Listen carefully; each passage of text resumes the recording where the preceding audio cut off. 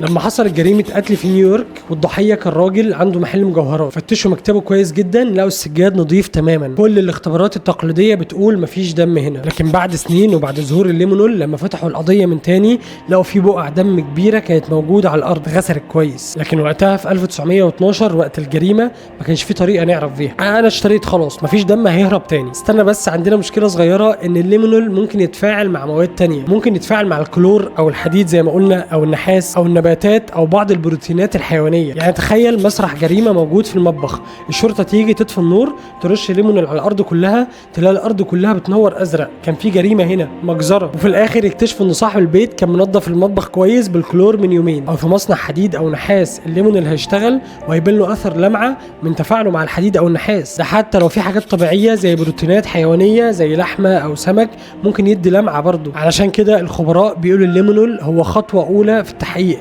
لكن مش حكم نهائي. يعني بعد اللمعه اللي بنشوفها في الاول في الليمونول لازم نجمع عينات ونعمل اختبار معملي دقيق زي الدي ان ايه عشان يثبتوا اذا كان ده فعلا دم بشري او لا. والمفاجاه ان حصلت قبل كده كتير والليمونول ضل للشرطه في قضايا كتير، كانوا يفتكروا ان في جريمه حصلت هنا ويكتشفوا بعد يومين ان ده تفاعل من الكلور او صدأ. لكن في الاخر خلينا نقول ان الليمونول حطينا على اول الطريق، خلى الدم اللي ما كناش بنشوفه زمان ما يستخباش علينا دلوقتي، حتى لو اتغسل حتى لو عدى عليه وقت هيفضل ليه اثر. ساعات نقطه نور بسيطه جدا تكشف لنا عن جريمه كامله.